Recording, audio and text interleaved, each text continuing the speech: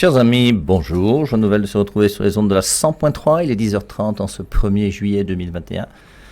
Et nous continuons notre réflexion sur la famille. On a essayé de voir comment la femme doit être soumise à son mari. Le mari doit aussi être soumis à Dieu.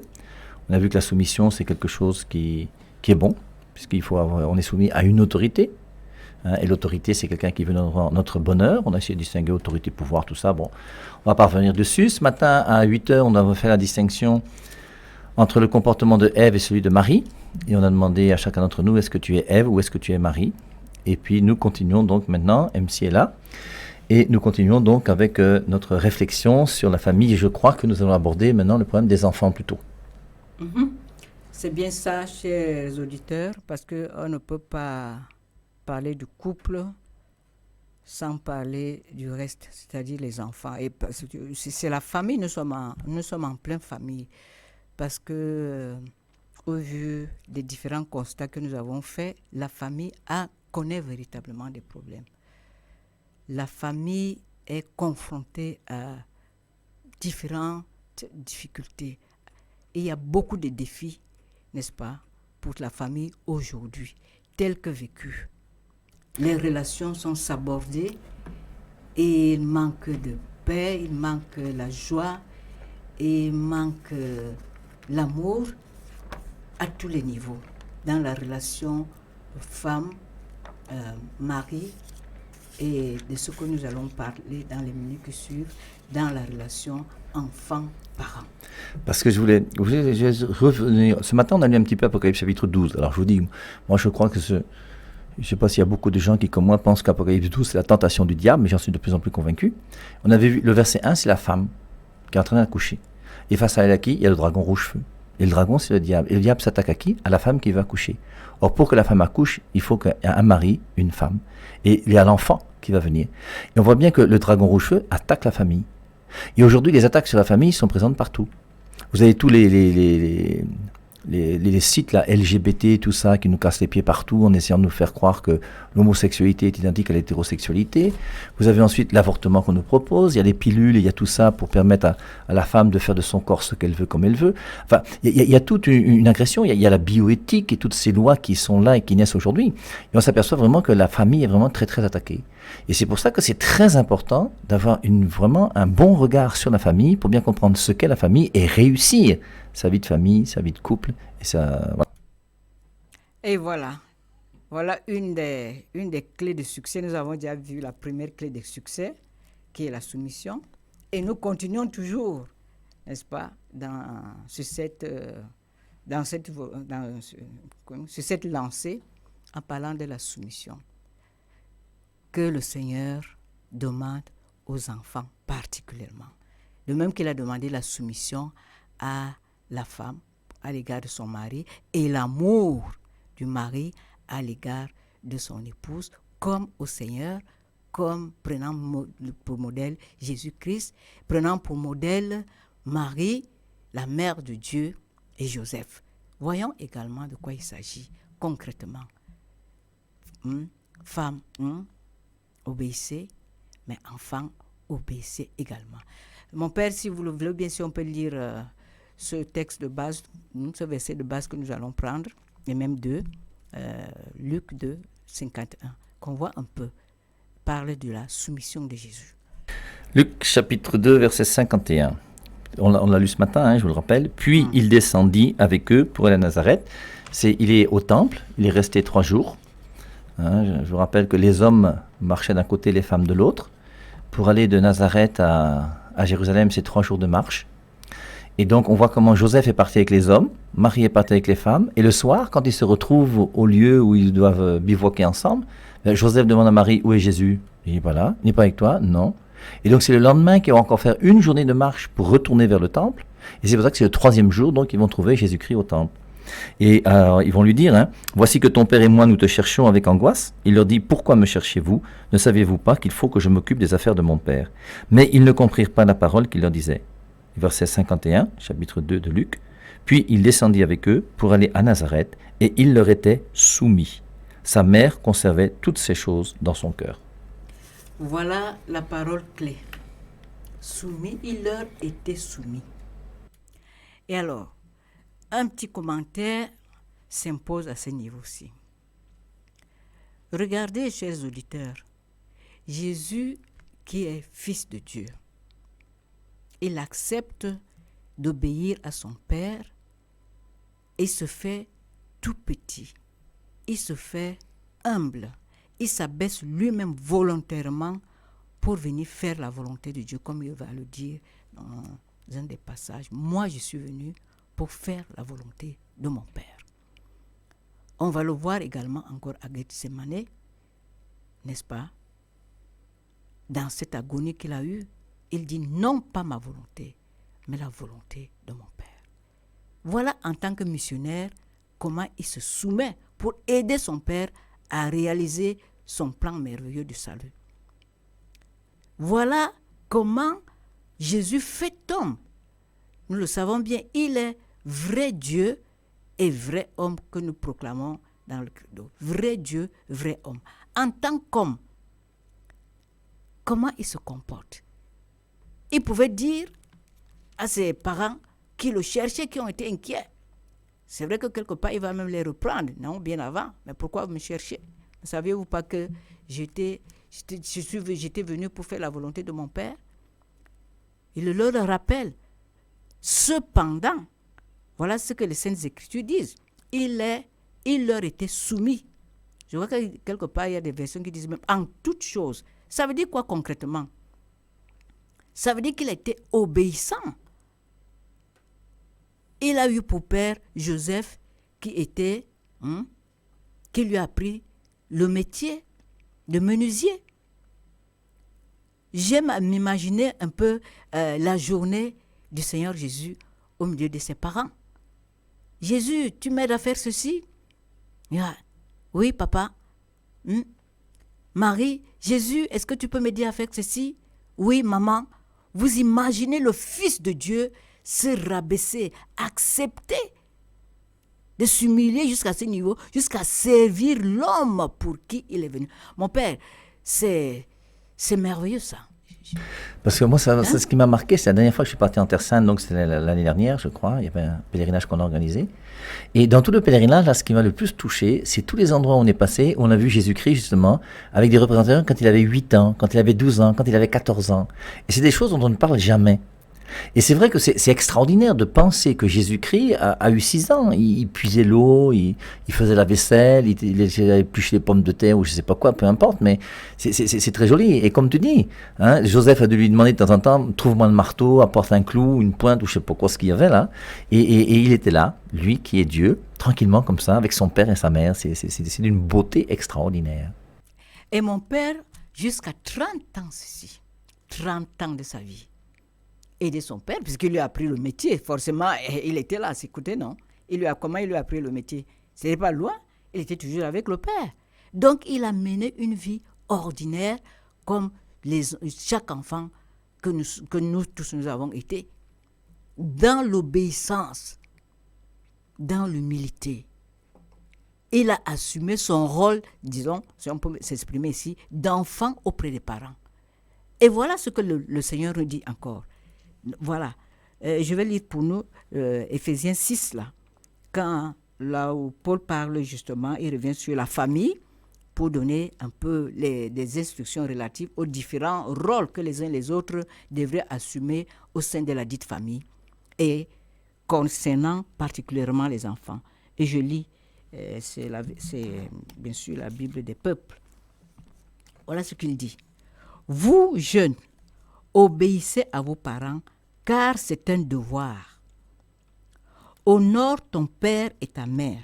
C'est le premier commandement accompagné d'une promesse, afin que tu réussisses et que tu aies longue vie sur la terre. Bon, on s'arrête là, parce qu'il s'agit des enfants, mais je vais quand même continuer pour les pères aussi.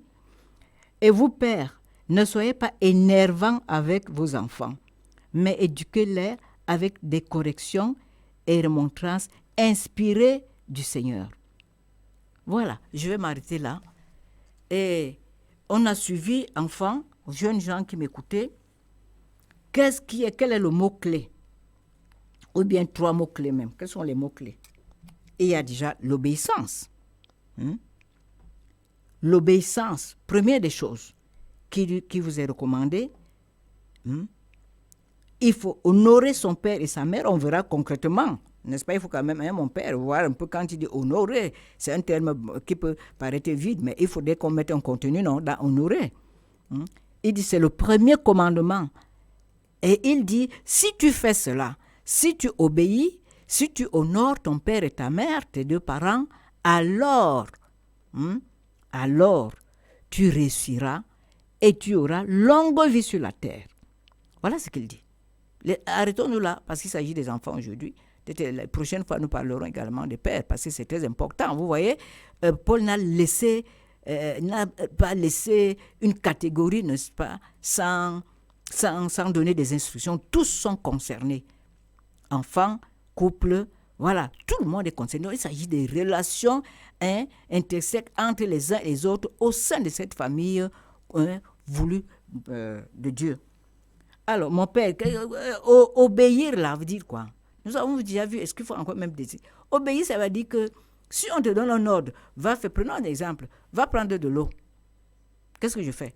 L'obéissance veut quoi en ce moment-là? Je me lève, je vais prendre de l'eau, non? Et je viens de maman m'envoie prendre de l'eau. Mais je vais prendre de l'eau, c'est simple, non? Je vais lui donner, non? Bon, maintenant, la désobéissance veut dire quoi en ce moment-là? C'est que je ne vais pas prendre l'eau. J'ai bien entendu ce que maman m'a dit, non, on va prendre l'eau. Et moi, j'ai décidé dans mon cœur, je ne vais pas prendre de l'eau. Okay. Maintenant, quand je vais prendre de l'eau là, j'ai obéi. Maman est contente, non? Je suis bien. Et puis, je passe à autre chose. Et quand j'ai désobéi, maman va dire que, il va me gronder. Mais j'étais déjà allé prendre l'eau. Pourquoi tu es là? Qu'est-ce que tu fais là? Tu ne veux pas? Vous voyez un peu ce qu'on a dit tantôt là, parlant de l'insoumission, parce qu'il y aura toujours conséquences. Bien faire pour la soumission et punition, ou je ne sais pas quoi, gronderie pour celui qui est insoumis, les rebelles. Donc il dit quoi? Obéissez. Pourquoi il dit obéissez?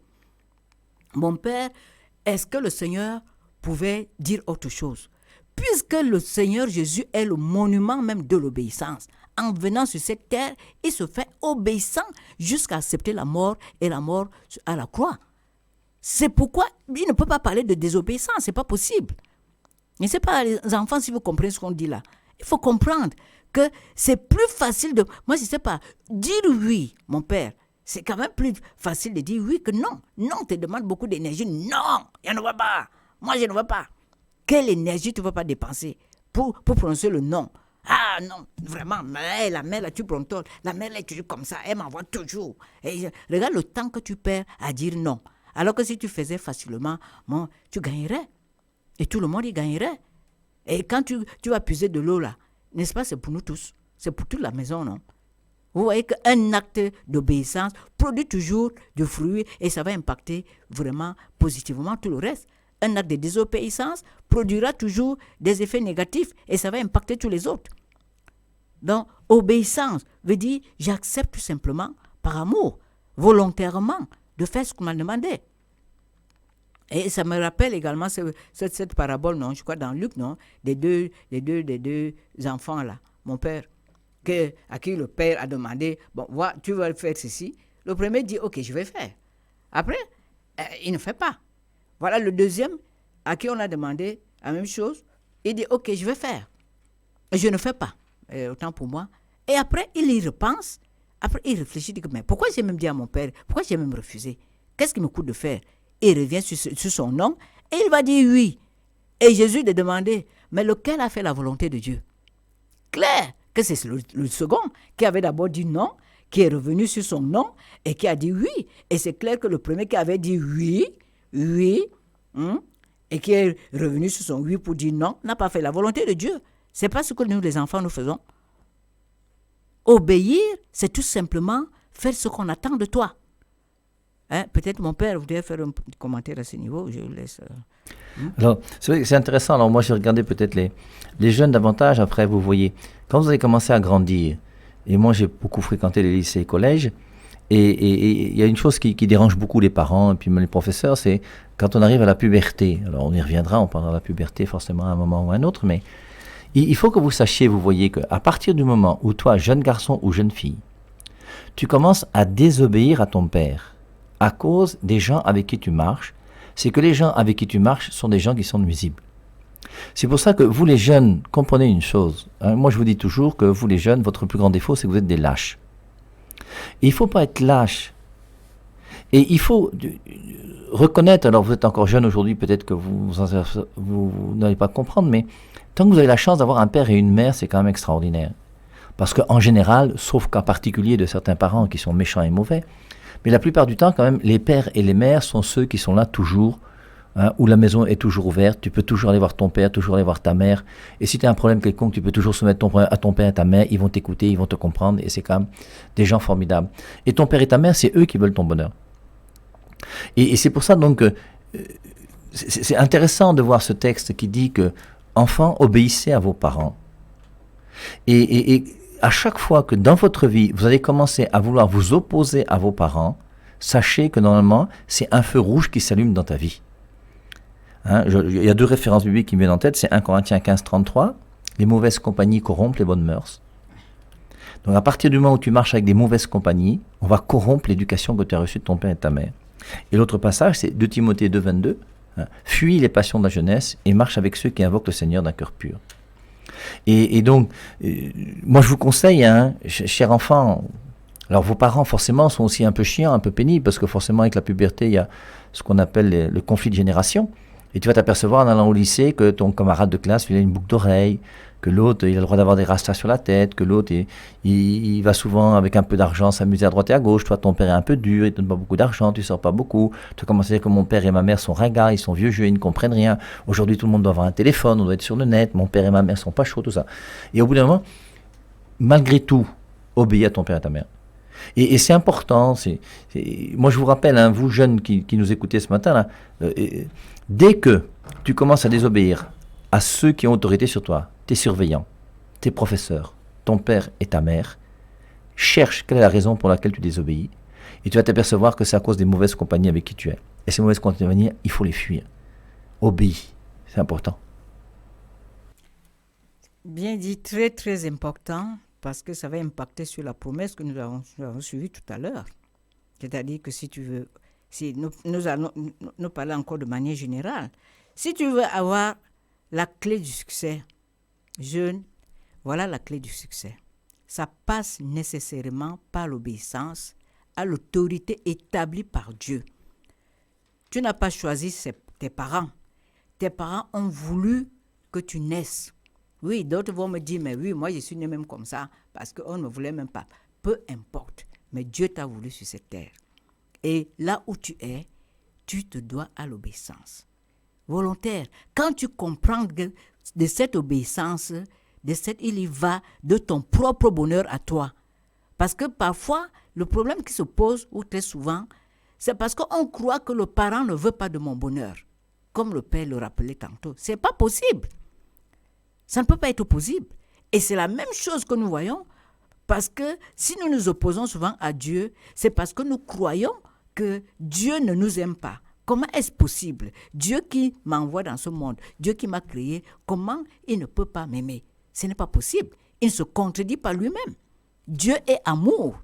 Il ne peut sortir de lui que de l'amour. Et ton Père, que Dieu t'a donné, ne peut que t'aimer. Il y a des cas rares où vraiment on va voir que le Père, peut-être que le fait dans l'ignorance, mais je ne pense pas qu'un parent, une maman, délibérément, volontairement, veuille du mal à leur enfant. Il y a des cas que nous avons rappelés, comme ce père qui a abusé de son enfant, de la sœur Joyce Meyer. Il y a beaucoup de cas comme ça. Ça, ce sont des cas rares. Mais dans la norme, les parents veulent du bien de leur enfant. Ils font tout, n'est-ce pas, pour encadrer, pour donner le meilleur à leur enfant. Mais se pose des problèmes. De l'autre côté, comment l'enfant réagit? Est-ce que l'enfant d'abord même compris ce que son père veut, ce que son père attend, quels sont les projets? Parlons des projets. Des parents pour lui, c'est des projets de paix et de bonheur qui découlent des projets de paix et de bonheur que Dieu a pour nous en nous donnant ses parents. Mais le vrai problème, c'est comme le père a rappelé tout à l'heure, et c'est un point déterminant. Parce que aujourd'hui, on voit même, on n'attend même pas l'adolescence, hein, mais ça va prendre plus d'ampleur au niveau de l'adolescence, au moment de la puberté. Mais déjà, le petit enfant, même dans le proverbe quelque part, là, il dit, l'enfant montre déjà, n'est-ce pas, tout petit, son inclinaison. Il y a des petits enfants, hein, 4 ans, 5 ans, 6 ans. Tu dis que mais le petit enfant, si on lui dit quelque chose, c'est vrai, ils ont ces âges-là, du non. Mais il y a que chez certains, ça commence à être exacerbé. Tu commences à te poser des questions. Il a toujours un non. Non, non, non, non à tout.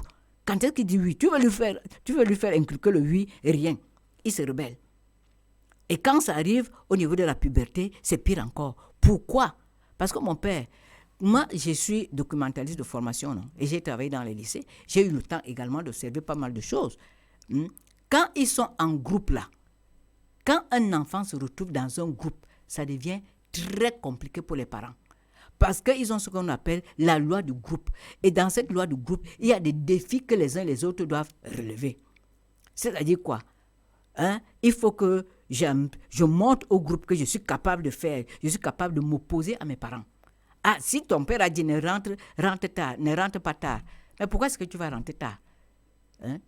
Celui qui a un peu de crainte, les autres vont commencer à se moquer de lui, mon père.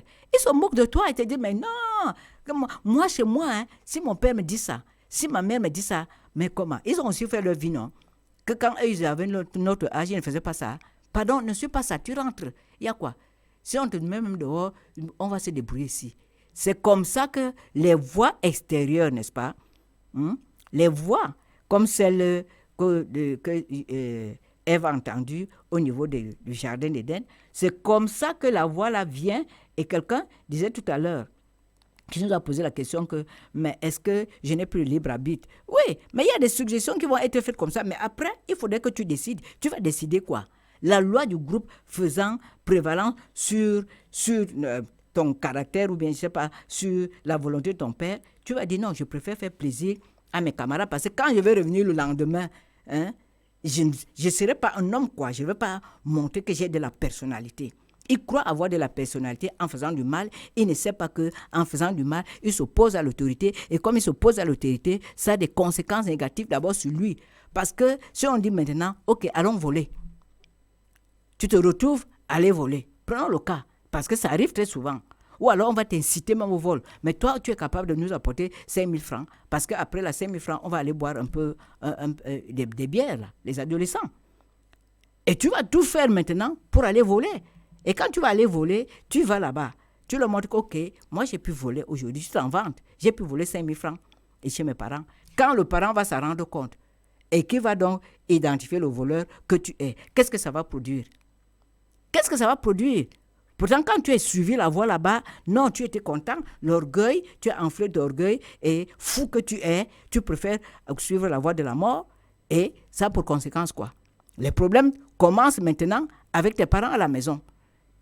Et quand tu as commencé, comme les parents aussi vont peut-être te fouetter ou je ne sais pas faire quoi, ils vont te punir, ça t'énerve et quand tu arrives encore, c'est un circuit fermé. Quand tu arrives chez tes amis, tu te dis, on a osé te fouetter. Non, si c'est comme ça, ne rentre même pas à la maison. Toi, voilà qui est en train de découcher et arriver là-bas, comme tu ne peux pas, tu t'en vas, c'est la drogue et tout. On appelle ça les vases communicants. Tu commences aujourd'hui, c'est petit, voilà, ça fait comme un entonnoir, comme ça, et ça s'élargit au point où tu peux faire la prison ou alors la mort. Voilà un exemple. Et où est-ce que tu vas hériter de la promesse de Dieu ici? Ce sera faute de n'avoir pas vu ceci comme rappel ou bien comme instruction. Ce sera faute d'avoir eu des parents qui te mettaient en garde que non, le chemin que tu es en train de suivre, les amis avec qui tu es en train, que tes amis là ne sont pas catholiques comme on dit, entre guillemets, ne sont pas catholiques. Il faudra choisir, mon père. Non, c'est clair, non, tu as raison, non. C'est pour ça que moi je parle souvent, moi, quand je dis pour les jeunes de lâches, mais c'est aussi vrai pour les parents, hein. Il y a des parents qui sont un peu lâches, qui se laissent prendre par des mauvaises compagnies, par des mauvais... Mais je crois que l'exemple de Marie-Claire est très clair, hein. Je crois qu'il n'y a plus grand-chose à ajouter, c'est que il faut, moi je crois, parce que dans le passage qu'on a lu, là on a vu juste que au verset 2, c'est « Honore ton père et ta mère ». Et c'est là où tu montrais que On a vu tout à l'heure ce matin, qu'as-tu que tu n'aies reçu? Tout, tu l'as reçu de Dieu. Mais sur terre, tout, tu l'as reçu de ton père et de ta mère. Et c'est pour ça que de même que il y a une adoration qui est nécessaire envers Dieu, qui est notre Créateur, il y a un respect à avoir qui est honoré d'ailleurs envers notre père et notre mère. Et je ne pense pas que quelqu'un puisse témoigner aujourd'hui qu'il a réussi à s'épanouir en se moquant de ses parents, en les envoyant balader. Alors c'est pas toujours facile, surtout quand aujourd'hui on a des gens qui ont 30 ans, qui sont toujours à la maison, qui n'ont pas de travail, mais tu as le devoir de continuer à respecter ton père et ta mère tant que tu es dans ta maison. Hein, je vous rappelle que, moi je vous ai toujours dit que dans mon village, en Bretagne, où je suis né, mon père nous a toujours dit que dans toute la superficie de France, hein, la majorité c'est 18 ans, sauf dans sa concession. Dans sa concession, la majorité pour nous, c'est le jour où tu as ton salaire et que tu es autonome. Tant que tu es à la maison, tu respectes ton père et ta mère. Point barre. Et il a raison. Il a raison. C'est pas parce que j'ai 18 ans ou que parce que j'ai commencé à dire à mon père et à ma mère n'importe quoi. Ça n'a pas de sens. Et tant que tu es relatif à ton père et à ta mère, ben, tu es là. Tu as un respect envers cette autorité. Maintenant, dès que tu vas grandir, que tu auras ta maison, tu feras ce que tu voudras quand tu seras là-bas. Mais tant que tu es avec ton père et ta mère, respecte ton père et ta mère, honore-les et sois obéissant. C'est absolument capital. Et c'est vrai que dès que tu vas avoir une faille qui fait que tu vas commencer à te séparer de ton père et de ta mère, c'est très dangereux. Feu rouge. Oui, merci mon père. Ça, c'est un volet concret de comment honorer son père.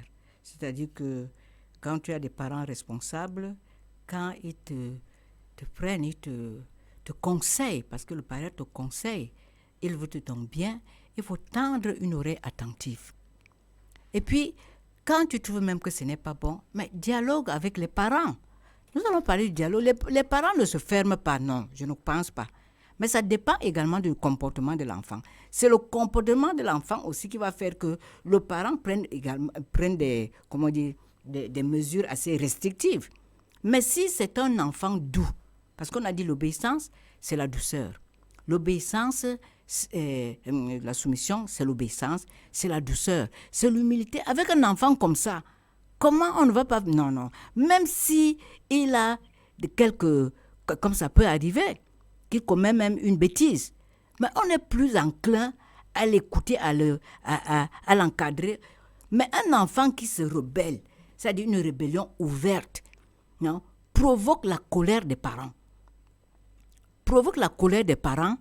Et provoque également, ouvre la voie à des punitions qui seront différentes de celui-là.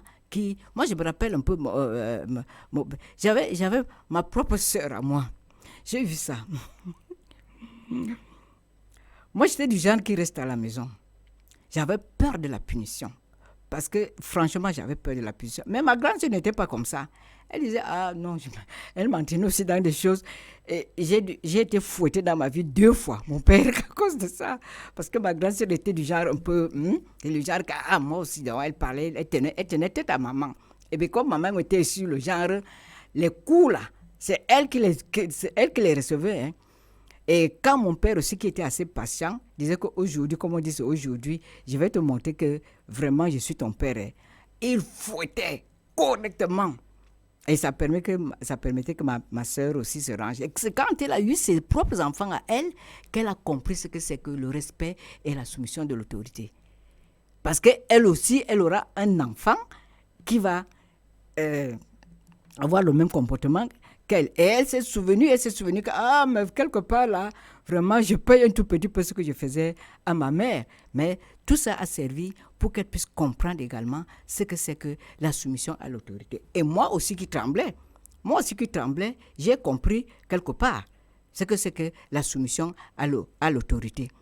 Parce que j'avais vraiment peur. Je disais, mais ce n'était pas la peur normale. Moi, ce n'était pas la peur, ce n'était pas par l'amour. Or, là, la soumission dont il est question, ce n'est pas d'avoir peur. Bon, peut-être que la peur, c'est peut-être un mot exagéré. Mais il y avait cette envie, comment dirait mon père, de faire plaisir à ma mère, non? De lui faire plaisir. Et je voyais que quand moi, je me soumettais comme ça, je n'avais pas aussi les coups que recevait ma sœur. Mais il y avait un peu de peur, un peu de peur des coups, mais c'était quand même plus le respect pour ma mère, je dois le dire. je respectais beaucoup ma mère, je respectais beaucoup mon père et que j'aimais beaucoup. Et sur cette base-là, je ne voulais pas leur faire du mal et me faire aussi du mal à moi. Je ne sais pas si je m'explique. Donc, un enfant qui comprend le bien fondé, un enfant qui comprend que c'est mes parents même, ça va faciliter la soumission. Si je ne comprends pas ça, je ne sais pas ce que ça va donner. Ça va donner ce que ça va donner. Ça va tcham, comme on dit ici là. Et je voudrais également qu'on puisse parler de quelque chose qui fait problème, c'est-à-dire les jugements que nous portons sur nos parents. Et moi également, j'ai porté du jugement sur mon père. J'avais dit ici là que mon père était du genre qui tapait ma mère. J'ai porté un mauvais jugement. C'était pas beau ce qu'il faisait, mais j'avais quand même jugé mon père. J'avais dit qu'il était méchant. Mais je crois qu'un enfant ne devrait pas faire ça. C'est vrai que c'est pas facile. Mais si ton père est alcoolique, la mère est, je ne sais pas ce qu'elle est, nous les enfants ne devrons pas leur dire des choses de manière brutale. Comme je vois aujourd'hui dans les familles. Ah, regarde-moi celle-là. La mère là. Quand tu en parles à tes amis, ah, mais vraiment, celle-là alors. La vieille là, c'est encore pas méchant. Mais vraiment, l'alcoolique là, celle-là alors. Un enfant qui parle comme mon père, j'en ai entendu quand nous étions à Berthois. Puisque, étant bibliothécaire, il y avait beaucoup d'enfants qui venaient à la bibliothèque. Parfois, ils font leurs commentaires et tout et tout. Et il dit, mais les parents, qu'est-ce qu'ils ne reçoivent pas sur leur dos de la part des enfants qu'ils ont mis au monde? Pas de respect. Il n'y a pas de respect. Aujourd'hui, il faut entendre comment un enfant savonne son père et sa mère. Comme ça, là. Ça veut dire qu'il est en train d'engueuler sa mère et tout. Où est l'honneur, là? Quel que soit ce qu'il est, quel que soit ce qu'il a même pu faire. Parfois, les parents prennent même des décisions que les enfants trouvent exagérées. Hein? Mais il y a une manière de faire. Le cadre dans lequel les choses devraient être dites, c'est là, en famille, non. On dit le linge sale, c'est là, mon père, en famille, non. Et c'est dehors. Qui plus est de la part d'un enfant. Les enfants doivent apprendre à les bonnes manières pour s'adresser à leurs parents. Voilà encore une source de déshonneur. Parce que le parent va commencer à dire, mais oui, c'est vrai, je suis alcoolique. Mais c'est tout de même, je suis ton père. Hein? Donc, on n'arrive pas à faire la différence. Et c'est aussi source de malédiction. Après, tu vas dire, on t'a maudit. On ne t'a pas maudit. Tu n'as pas respecté. Mon père, ça ne vous rappelle pas quelque chose? Les enfants, là, avec... non, c'était Noé, non? Je crois avec l'histoire Oui. qu'il avait un peu bu, qu'il s'est retrouvé nu et tout ça. Qu'il a bu, non? Et qu'est-ce qui s'est passé? Voilà. C'est vrai, il y a une malédiction qui est tombée sur un enfant qui a regardé la nudité de son père. Aussi. Voilà. Et pourtant, ce qu'il avait fait, est-ce que c'était mauvais? Boire là, au point de se saouler, est-ce que c'était bon, hein, mon père? Mais tout de même, le père a maudit parce qu'il a été déshonoré par Caïn, qui a reçu la malédiction. C'est-à-dire que le petit-fils a été maudit à cause de ça.